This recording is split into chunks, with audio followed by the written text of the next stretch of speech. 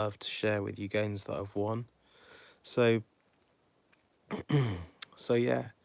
So this is my standard opening. So I'm playing black, and I always play that kind of short king. Come out with my bishops, and I see a potential opportunity to take his rook. So I think you'll see me do that, which I normally don't do, even if there's rooks available. But I thought I'd do it this time. He blocks it, but I keep it open, just leave it there, just in case he forgets about that central pawn.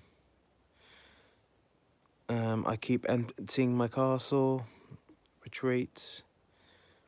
I always take with the pawns, generally speaking, rather than the bishops, if there's threats to this. Castle, he castles, carry on.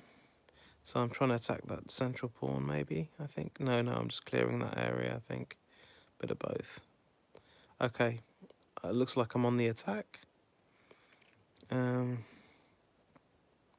Getting that going on the attack so early is not a central standard move for me. So he's obviously attacking that, which I don't like. So I'm going to try and block that. I could exchange, but I don't. I think I... Oh yeah, trying to go in to take his rook, but he's having none of that. He's spotted that, so he kicks me away. I retreat. Down with a queen now, potentially looking to attack my castle. I try and get a platform here so I can come in with my bishop and then skewer. No, the skewer's out of question now. I retreat anyway, and he's bringing out some guns. I attack the central pawn. Okay, so I'm generally playing quite a defensive game. He's on the attack a little bit. I take him, because generally speaking I don't like any rooks coming down here, because then you have to calculate where the rook's going, so it's better to take the the knights. Better to just take the knights. Comes down with the rook rather than with the pawn, which is interesting. I kick away the rook. The rook's gone. Then we got his pawn advancing. Right, so I've come in with my knights, and I'm looking to get a triple fork. So if I go here, then obviously it checks that, and I can then, I've got my pick between those two, because that is an undefended square. But he takes a lot of time deciding what his next move is, probably about a minute, because he's probably working out where my little horsey can go. So he's really thought about it. And that shows me this is probably not just a youngish player. That's, generally speaking, it's probably somebody that's probably quite a good player, or a really considerate young player that's really trying to work out what's going on. So I think we're pretty evenly matched anyway. So he's blocked that square, so he's got it covered, so there's no chance of me going in there and doing some damage, unfortunately. So what do? I'm going to try and kick his rook off. But I think they realise that, he's realised that, and he's gone in for direct attack to my rook, which I avoid. And he's even wanting to remove the threat completely by bringing back his knight. So I decide it's too hot to handle over there, retreated. He's on the attack now.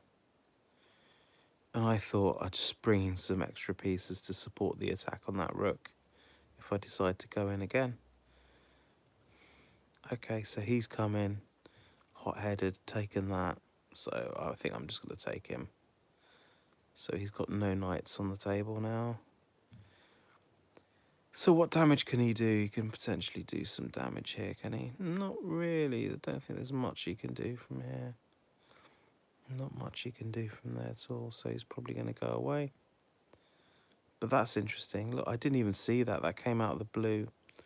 So I wasn't paying attention. That diagonal there, I wasn't really aware of it. I don't even know when it came free. But yeah, so my rook gets, so my knight gets taken.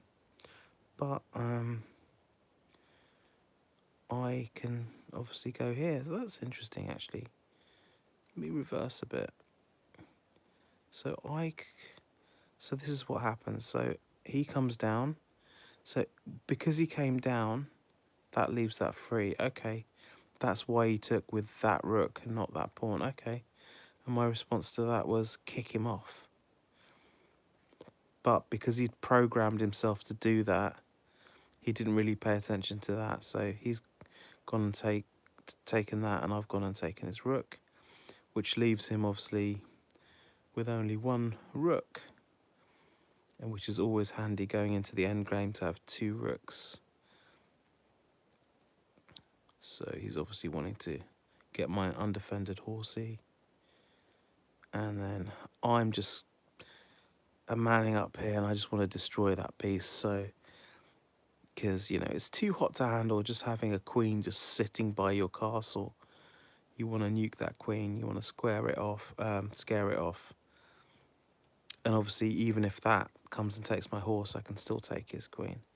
What does he do? Yeah, wise. And I just go like that. Right, my knight's threatened now by his bishop. And this is what he forgets, right? He did these moves really quickly. When I moved in there, oh, actually, no, let's just... What, after I took that queen, there's a feeling, and I get it too, oh, I better move really quickly. And when a knight advances, always do the calculations where it can go.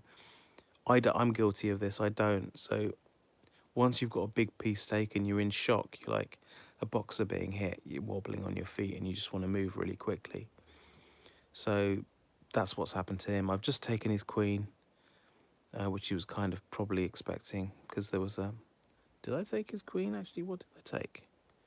Yeah, I took his... So he took my queen, I took his. He's a bit wobbly, he's lost his main dame. And then he makes a rash move. He didn't do the calculations where I could go. And he's come in with this move, rather to see where the knight could go. And obviously the knight has a nice fork set up here on that same square that I was trying to get to earlier. Right, that's really taken the wind out of his sails now. I can take his rook. Now this is moving into the end game, I'd say.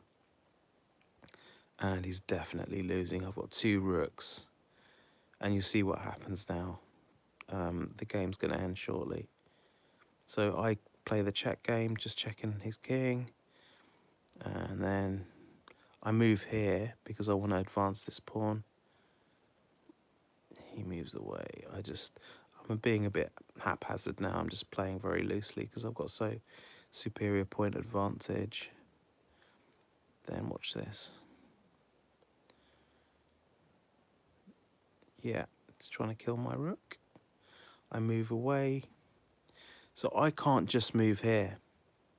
And I've just got to be really careful about these bishops because, you know, there's two bishops working in tandem. And I did make a bit of a mistake. Where is it? Show you if I... There's one mistake I made. I can't remember now. Shall I show you what it was? I'll rewind a bit. Okay, when I moved here, that was a mistake. Because if he'd seen it, he could have just moved there.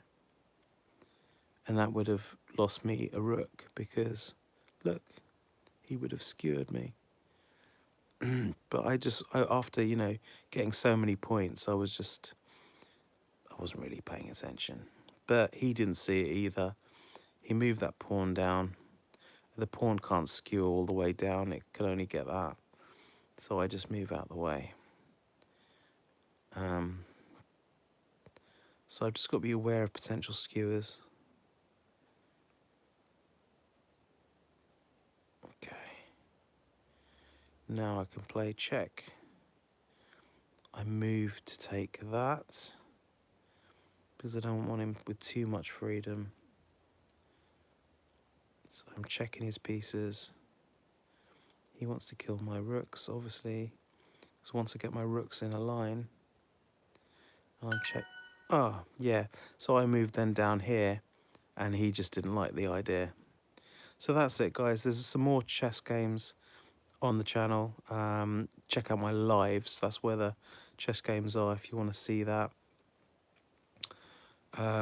That's pretty much it. If you like this content, just drop a like, or subscribe, or even better, comment to say that you like the chess, or just check out some of my comedy videos.